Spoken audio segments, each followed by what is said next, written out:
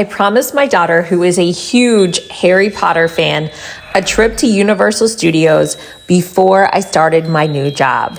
So we hopped on a Delta flight and made our way to humid Orlando.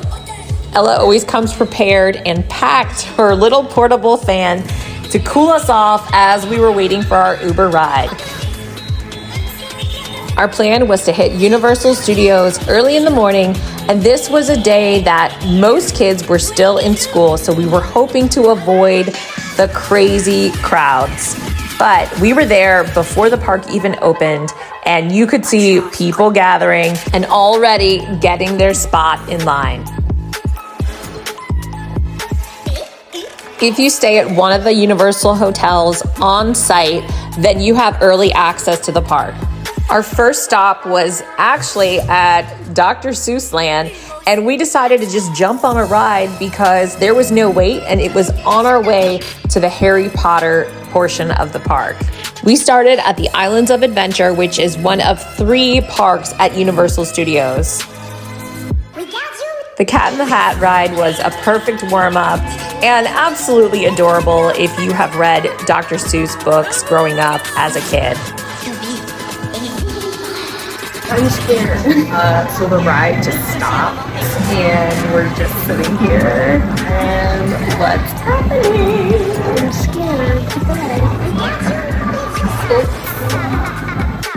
Okay, so we made it out, but the great thing about being stopped on that ride was they gave us a free fast pass to use on one attraction, and it ended up saving us at the very end of the day. The Wizarding World of Harry Potter did not disappoint, and you instantly felt like you were transformed to another world.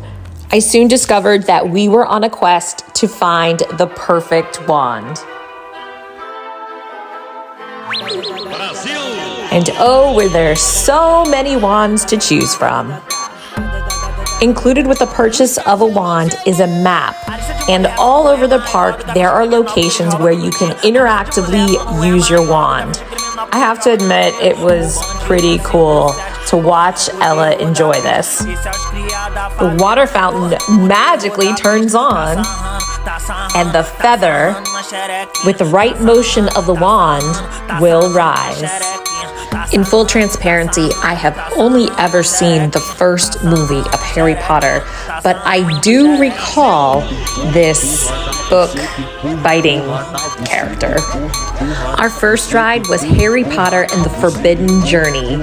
It was pretty neat walking through it, and if this was a full line, you would have the experience of really seeing all this great imagery that is used in the film, cool lighting, special effects.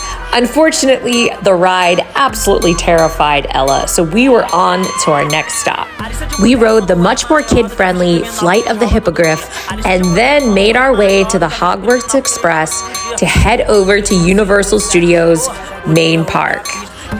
This train ride was like no other train ride I have ever experienced, incorporating awesome and amazing special effects from the movie. At the Universal Studios park, there's a second Harry Potter area, and that area is called the Wizarding World of Diagon Alley. Now, this is not really easy to find. In fact, we actually passed it, but you have to go behind the England buildings, and there you find a whole nother world of Harry Potter right before your eyes. We had an incredible quick girls trip, and I look forward to many more fantastic vacations and journeys with my daughter.